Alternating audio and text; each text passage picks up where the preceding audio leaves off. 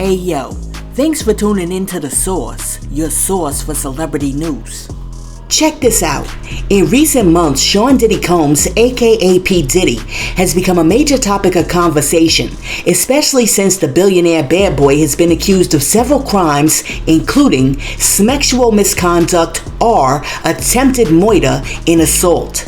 And ever since Diddy's high crimes and misdemeanors have become public, many people have been left scratching their heads, wondering why a man who cracked Steve Stout in the head with a telephone, champagne bottle, and chair, assaulted TV host Roger Mills, threatened choreographer Lorianne Gibson with a chair, allegedly shot a man in Chalice Studios, punched a man named Gerard Rechnisser in the face, pushed his girlfriend, and then tried to spit on another woman outside of Teddy's nightclub at the Hollywood Roosevelt Hotel, hit a college coach with a kettlebell, allegedly shot a woman in the face, definitely slapped Drake in the face, currently has several SA lawsuits pending, got caught with an illegal firearm, and blew up Kid Cudi's car, hasn't been charged with not one crime, and is still walking around these streets free. Well, the answer is that Diddy may never have to face the music for his crimes, because during his more than 30-year career, Diddy has done more than produce hip-hop jams for artists like Mary J. Blige, 112, Biggie, and Mace. He's also taken the time to grease a few palms, and he's insulated himself so that he's created somewhat of a force field around himself that may be impenetrable. And I know, you're like, what you talking about, Sauce? What I mean is this. On the East Coast, P. Diddy has mob ties because when Diddy attended Mount St. Michael's Academy in the Bronx, he played football with Andrew Campos, who's a member of the Gambino crime family, which was run by none other than the infamous John Gotti. And after the two of them graduated from high school, Diddy and Campos remained tight as Campos began to rise in the ranks and became a made man. According to Mount St. Michael's alumni, law enforcement sources, and official court records, Diddy and Campos remain close friends and confidants. And throughout the years, Campos has made several trips to Florida to visit Diddy, and on more than one occasion, Campos and other members of the Gambino crime family attended recording sessions as special guests of P. Diddy. That is until Campos was indicted in a telephone cramming scheme that grossed up to $600,000 a day. Now, during a 2-year FBI undercover investigation that led to the arrest of Campos and 35 other mobsters, the FBI tapped a few phones and picked up a conversation where Gambino capo Gregory DePalma was discussing P. Diddy, along with various Gambino family members and associates, including Andrew Campos. Additionally, when Andrew Campos and a few of his buddies, who were also mobsters, were trying to open up a restaurant in Harlem, they called on P. Diddy and asked him for some help, and Diddy did him a few favors. So, what does this mean? Even though Diddy's not a made man, his relationships with made men may offer him a certain level of mob protection. Now, on to the West Coast. Even though Diddy tries to keep a clean image, and he often claims that he's not affiliated with any gangs, Diddy established close ties with the Southside Compton Crip set in the early 1990s, and he also employed members of the Southside Compton Crips to protect himself and other bad boy artists like the Notorious B.I.G. when they were over there on the West Coast. According to former Compton gang leader Keefe D, Diddy allegedly hired the Crips and put a bag on Tupac's head because of his rivalry with the Notorious B.I.G., and the Crips obliged, especially since Pac was affiliated with the mob Pyrus. Needless to say, it's safe to assume that Diddy never cut those ties, and he still uses gang members and their assets to protect himself until this very day. How did Puffy come to conveniently, be associated with Southside? I mean, he's from New York. And, how is it out of all the sets in LA, you just conveniently become associated and affiliated with, Suge's primary rival neighborhood? Like, was that on purpose or just by chance? It was by chance, and allegedly, it was through Zip Martin. Okay. Zip Martin already had a business relationship with the Southside Crips, and the back at that time, cocaine especially, from West Coast to the East Coast, you could double your money on a kilo. You could buy it here for like 12 or 13,000 and sell it over in New York for 25. Right. So that's what was happening. Okay. And so I believe what it was Zip was involved in a East Coast, West Coast drug trafficking situation with the Crips. And that's when I think it became, well, I just happen to know guys out there. Because I think kind of what happened was Suge, in essence, kind of pulled Bad Boy's card for the West Coast after Tupac got killed. You can't come out here anymore. Right. Or even before that, back when Jake Robles was murdered, that started up. And so you can't run a hip-hop label and not be able to come to LA. Right. Well, so he had to be able to find a way to come out here. And so I think that's... So Puffy elected to, let's align ourselves with these street guys, with Zip. And then through Zip came Keefe? Yeah, Zip and Keefe were the ones that had the relationship.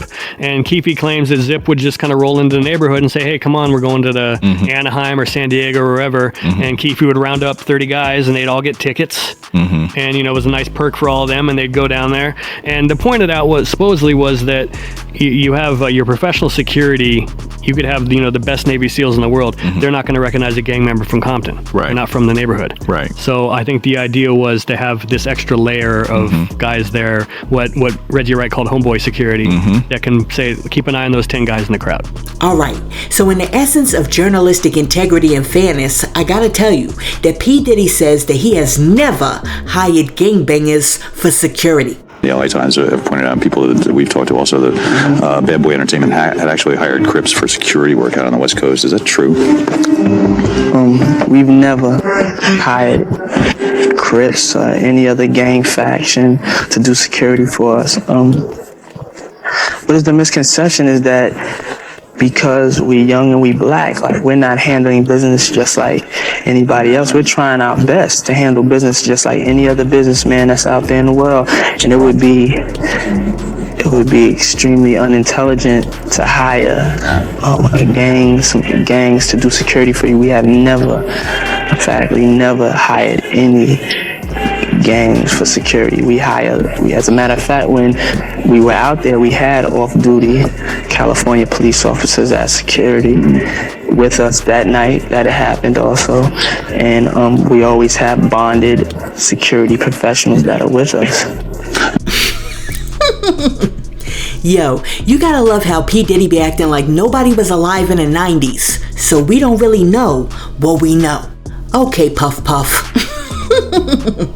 Now, in the North and in the South, Diddy maintained close connections with the Black Mafia Family, which held it down in both Detroit and Atlanta, and was run by Demetrius Flannery, aka Big Meech. And even though Big Meech was arrested for killing Diddy's best friend and bodyguard Anthony Wolf Jones, they're still connected.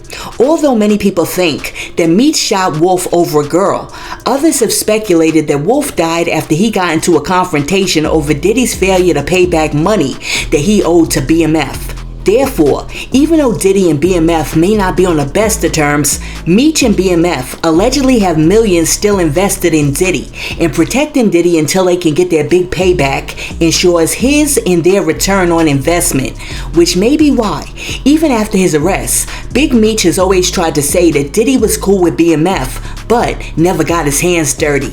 Check out what Big Meech had to say about Diddy from behind bars. All your brain cells from smoking weed, that's a fairy tale.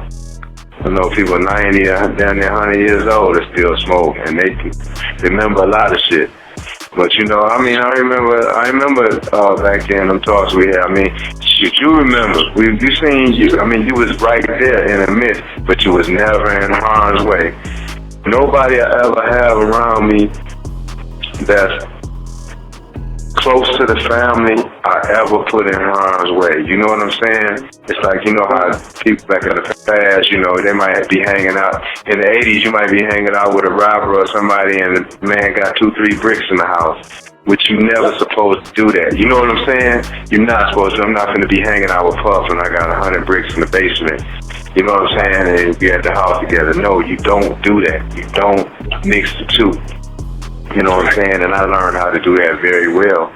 And that's why none of my friends fail with me, or they couldn't even though they tried to, insinuate. I used to get letters insinuating. Don't you think it's funny that most of the dudes that been around Puff got life sentences or they doing it?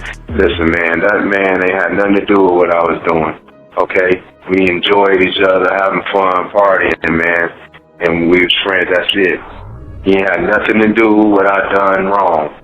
You know what I'm saying? Or my brother done wrong. No entertainment had nothing to do with what we did wrong. You know what I'm saying? On that side of law. Listen, a guy like P. Diddy does not hang around a guy like Big Meech and have no clue about what's going on. Who are they kidding?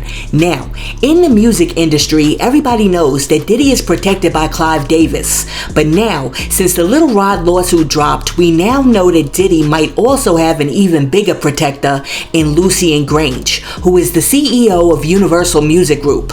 I mean, if Clive Davis had a Clive Davis and that Clive Davis had their own Clive Davis, that would be Lucian Grange. And according to the new lawsuit, Lucian may be going out of his way to protect Diddy, because not only do they have meetings in the boardroom, but they allegedly also have meetings in Diddy's bedroom too.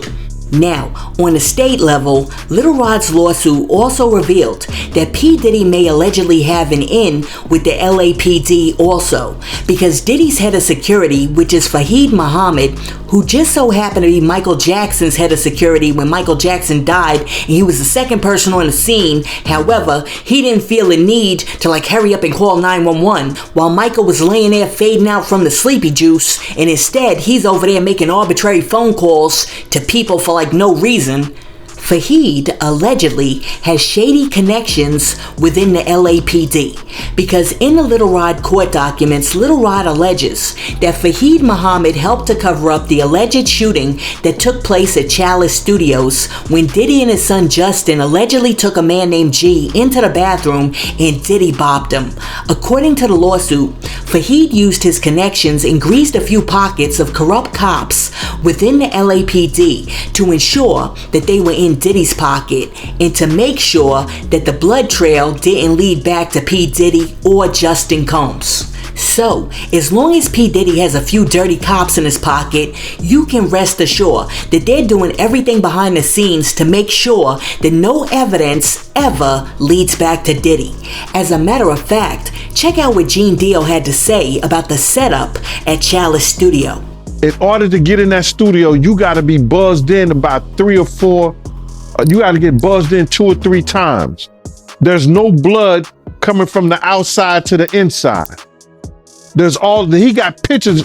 I saw the pictures. He got pictures of all the blood and everything in the bathroom. He took pictures, bruh.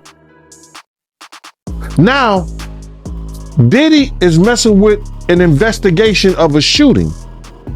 If he told people to lie and tell the cops that it was a drive-by, and then he had people that he had hired, the people that he knew that was cops and there was friends of his that came in, that talked to the people, that's instruction. Was it instruction? He's instructing of justice when he's trying to interfere with an investigation. He could be charged with that because nobody was ever found in the shooting. So that case can still be open because that kid was shot. Obstruction of justice, that's what it is. He obstructed justice because whoever shot that kid in the bathroom, well, it was Justin or Diddy. One of them did it because 3 of them went in the bathroom together. G, Justin, and Diddy. One got shot. Unless the kid gonna say he shot himself. But Diddy still obstructed justice because he had everybody, he told the people in the studio, he told all the people, and he lied and paid everybody off to lie. Listen, I watch true crime, so I know darn well that blood splatter experts can tell you from which direction a drop of blood came from. So, if Diddy had his people lie and tell the cops that it was a drive-by, they know darn well that that's not the truth. So, the only way you're getting away with that is if you grease some palms and you got an inside man. Alright, so now, on to the federal level. Many people have speculated that Diddy is protected because he's a federal informant who picked up right where his father left off, which is why he's never really been investigated or arrested for art, trafficking, or assault. And I know, you're like, Sauce, you're reaching. Am I? Check this call out between the paperwork party and Biggie Small's mom's, Valletta Wallace. So let me call Miss Wallace and see if she'll talk to me real quick on what's going on, gang.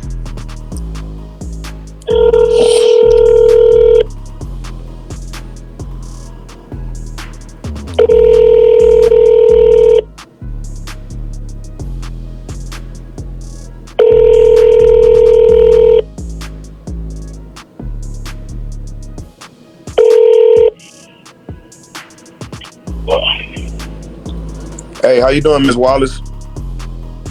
I'm good. This is paperwork. I spoke to you this morning. You told me to call you back. Oh my God, you always call me at the wrong time. You sleep again? Yeah, I'm not feeling well. Oh, you're not feeling well? Yeah. I'm sorry. Let me. My bad for cutting you off. Just briefly tell me what is it you Well, it's some information that we came up with. We believe that. We who? Well, I'm with the paperwork party. That's my show, and I actually believe. I said we, but I actually believe that through the paperwork that we got, that Sean Combs had something to do with. Why you laughing? Why you laughing, Miss Wallace? It was old news. I knew that a long time ago. So wait a minute. So you been knowing that Sean Combs had something to do with your son's demise? It's all hearsay because I didn't see it. We hear it.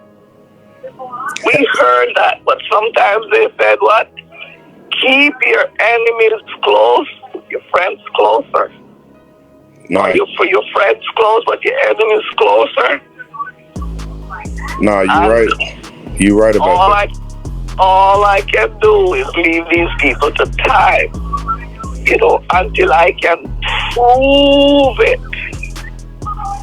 Yes, ma'am. Oh, there's nothing I can do. But like I said, that is old news to me. From the week my son, I knew all about that, honey. That's not news to me, sweetheart. Wow. What about, okay, so we got paperwork proving that he's an FBI informant for FBI agent Mark J. Parody. Have you seen that paperwork? No, I've not seen that. What paper it came out into? Well, Sean Combs was arrested in 1995 and they put a case on him, but what they did was they sealed the case a month later. And that's the paperwork that we found. No one has this paperwork but us, the paperwork party. And it basically shows that he's an FBI informant working for the FBI. And what they got, Miss Wallace, is they got a sealed affidavit that we need unsealed.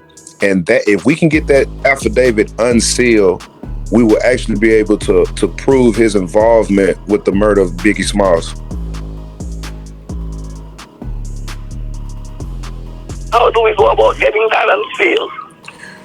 Well, we would have to contact the federal. We have to get an attorney to contact the federal court to see if we can probably put a motion in with the federal court for them to unseal it. But I don't even know if it'll be hard to do. It may be easy, but no one knows about this. I found it doing some research the other day, and I was Barry Saunders, my attorney, knew that. Barry Saunders, who was the attorney at the time, because at one point we were going after him. We were going out. He wanted to sue Puffy. It's just a long story. It's a long story. And like I said, right now the case is not over. The case is still going. There's things that's going on that, if I'm not around to see it, I know my grandchildren will be around to prove it. But like I said, this case is not over. There's still investigation, which I don't divulge to anyone. But the news is news. I'll talk to Perry about that unsealed, but I know Perry knew about it. Okay. No. I don't think he knew about this 1995 arrest. Now, I really don't think so, because no one knows about this sealed affidavit by the FBI agent Mark J. Parody, and no one knows that Diddy was working under him as an FBI informant. This is something that we just uncovered within the week. So this will be news for your attorney to actually know that that it is a sealed affidavit that needs to be unsealed. Okay, so all I'm going to do, what I'll do, I'll just have to get the news out there too. Right now, my right-hand person is in Nigeria, and we'll be back in a couple of weeks. So we're gonna have to find out. Yes, ma'am. We're gonna do something. I have your number here at my and then I'll reach out to Perry. Okay. And I'm sure Perry Saunders. I'm sure you heard about Perry Saunders. Yeah, I've heard of him. Yeah, he will be, who knows, maybe he'll reach out to you and you can tell him what you told me, but like, I'm sure he's going to tell you that's, like I said, it's very possible what's going on, we know. Yes, ma'am. And you know about that sealed affidavit or sealed whatever. Yes, ma'am. Yo, did y'all just hear the same thing that I heard? When this dude told Valletta Wallace, Biggie's mom, that he had some paperwork proving that Diddy was a federal informant and that he had a hand in taking out her son, my girl was like, yeah, I heard that too, cause that's been the word from the beginning. However, you gotta keep your friends close, but you gotta keep your enemies even closer. And she also said, we're definitely looking into that, and that her attorney already has some paperwork on that too. Listen, I'm trying to tell you, this thing goes deep when it comes to Diddy, because you can't be a crook who's out there crooking for as long as Diddy's been out there crooking, and the most that you ever got was a slap on the wrist. It doesn't work that way unless you're protected, and boy, is Diddy protected, because as you can see, not only is he seriously connected, but he's also protected on all sides, from the gangs to the feds, to the CEOs, to the kingpins, and from La Cosa Nostra to dirty cops with holsters. Listen, let me know what you think about P. Diddy being connected on every side, from the north to the south to the east to the west. Do you think that's why we never see any real charges or any arrests? Let me know in the comments, and while you're down there leaving a comment, be sure to like and subscribe to the channel, and share this video with your friends. Hey yo, thanks for tuning in to Celeb Source, your source for celebrity news. Be sure to like and subscribe to the channel. Peace.